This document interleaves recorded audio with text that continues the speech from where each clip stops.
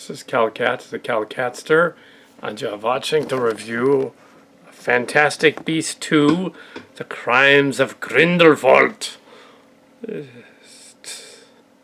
Not to be confused with a book about someone named Grindelwald that was done by somebody at the church. And he didn't know that that was a Harry Potter character. Yeah. How could anybody not know that's Harry Potter character? Anyway, that's one of the bad guys in Harry Potter. It's a guy before Voldemort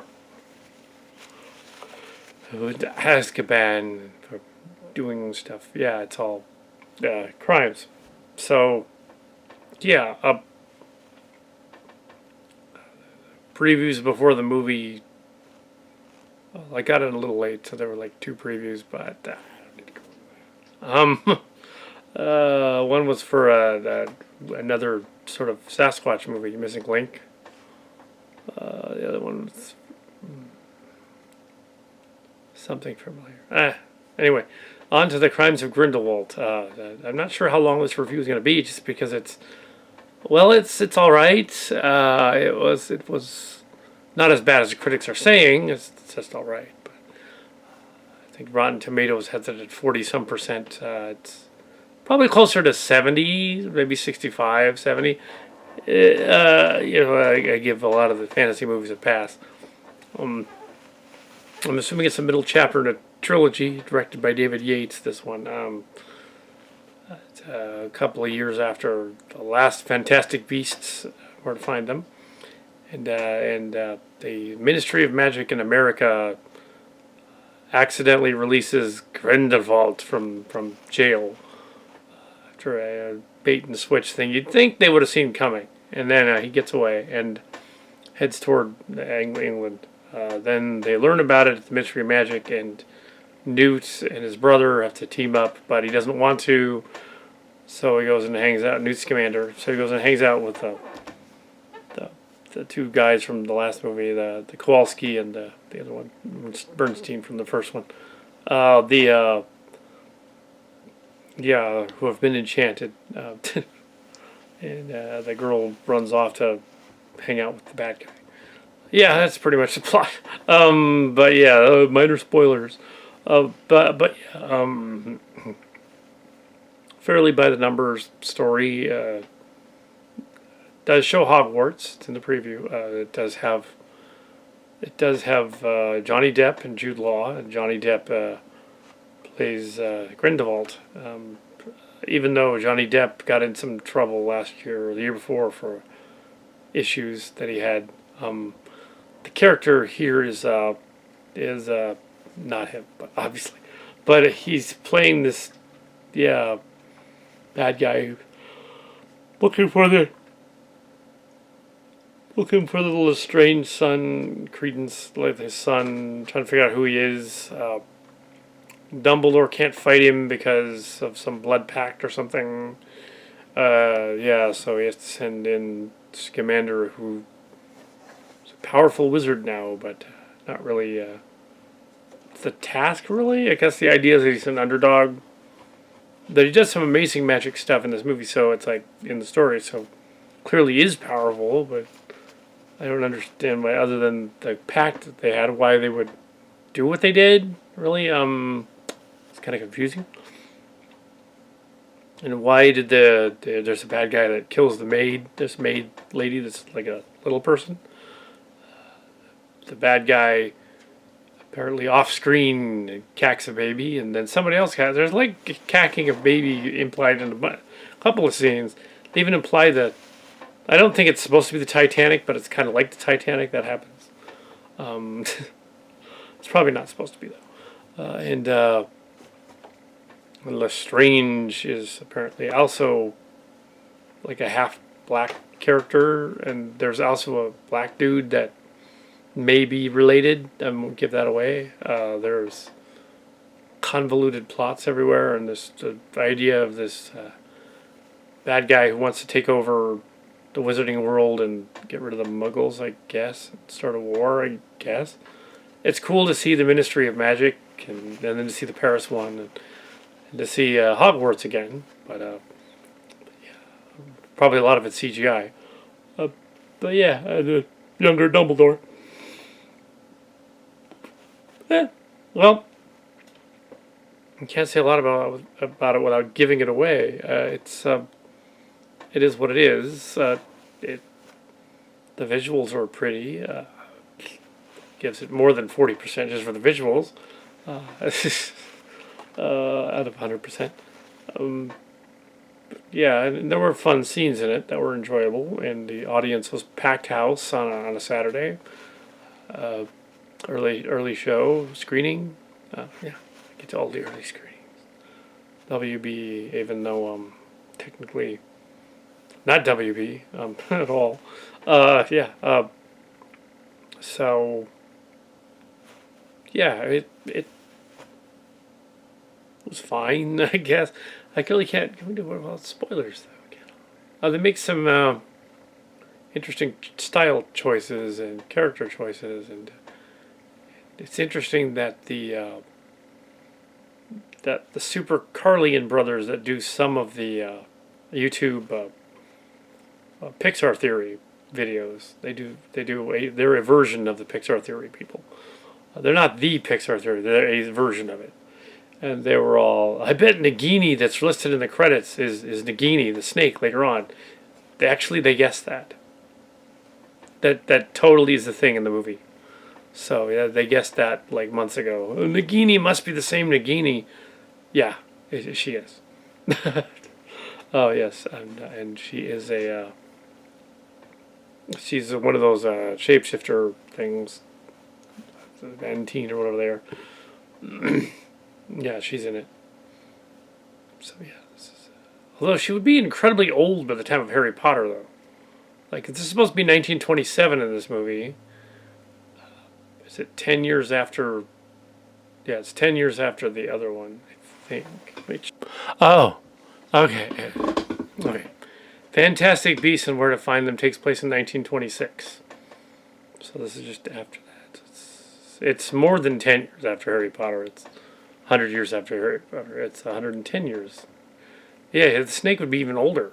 You get to see Dumbledore as a fairly young man, in his, I don't know, 40s or so at this point. And you get to see McGonagall in her 40s as well. Professor McGonagall. Oh. Yes, and other characters like Scamander. All this was based on like the Fantastic Magical Beasts guide, Fantastic Beasts Where to Find Them guide, which is an odd choice for a movie. And here we have the star of the show, of course, Cadabra, who was not in the movie, but here's Cadabra. And Cadabra is one of the black cats that was CGI'd in the end scene. Spirit cats. Just kidding, she wasn't. But she's a kitty. Yeah, she's a kitty. Look at this kitty. It's a kitty, yeah.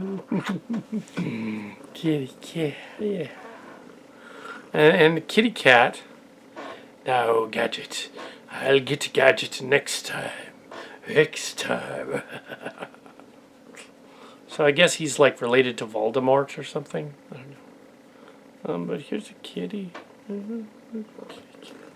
Look at the kitty. My. Oh, kitty cat. Oh, Cadabra. Kitty wants to review the movie, but Kitty didn't see it. Kitty's seen all the Harry Potter movies, though. Haven't you? Yes. Yes, he has. She's seen them all. On video, of course, because she's from 2008 or so. She's so cute. She's a 2009 kitty. But she was 11 months old in May of 2009, so that makes of April. No, July. June and July. Yeah, it's 11 months. June, late June. Early July. Kitty. And yeah, so she's 10 years old, Kitty. And little Abra's over there, but this is Cadabra. And she is a kitty. You're going to ruin the production movie. Kitty, oh, the titty. Oh, yeah.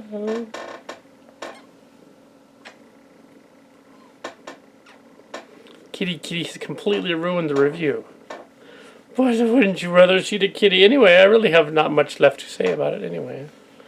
Kitty is purring. Kitty is purring. Kitty. Yeah. This is a fantastic beast, and where to find her. Yes, a kitty. Yes. Mwah.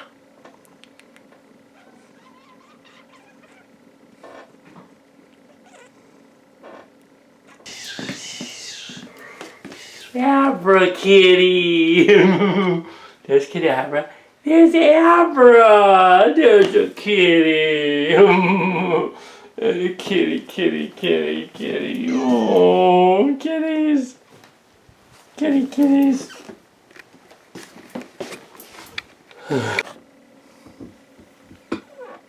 So yeah, that was Fantastic Beasts 2, Crimes of Grindelwald. Yeah, it's odd that his crimes really weren't unusual in the story. They were just sort of jerky things evil wizards do, like kill people and stuff. Yeah, they're probably what the critics are complaining about is the story is kind of weak. The premise being like, oh, it's just this one bad guy that we met. Yeah, defeated him and stuff. If Hogwarts is already a thing. Yeah. Anyway, so yeah, it's supposed to be, yeah, if it's a Harry Potter books are within like the 80s up to the 2000s, up to 2007 or 8, and then it's in the future timeline, it's 2026 at the end, because it's 19 years later. Yeah, so are they just trying to wait around until the characters from Harry Potter are actually old enough to play in the Cursed Child movie? Because that's probably not going to work too well, because the Cursed Child movie is not going to make any sense. If they do that, they're going to have to rewrite it, because the script plays. They almost are, though. They can almost pull it off.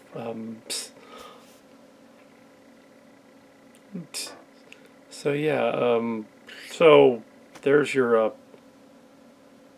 it was weird seeing Johnny Depp and stuff, who's been kicked off of Pirates of the Caribbean for some or other. They don't want him to do the next one. Well, I guess he's being kind of a douche to his relatives or something. But yeah, it's fine. There's we could include spot spoilers, but I'm not really going to because go out and see it. It just came out. It's not the stuff that is in it, where you get to see different fan service, you might say, is a thing. But anyway, yeah, Crimes of Grindelwald. Probably ought to see it in theaters just because it's very a lot of stuff going on. Things. Acting's okay, I guess. The motivations are a little weird, though. Even the bad guy, because they're all kind of bad guys. They're all kind of dickish. So yeah.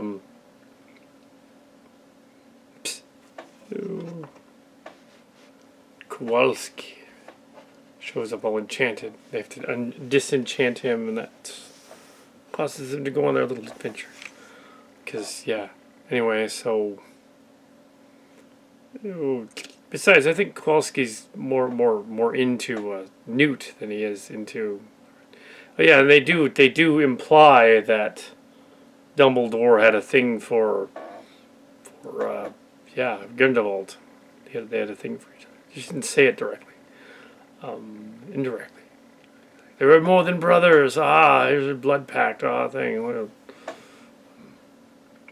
Okay, whatever.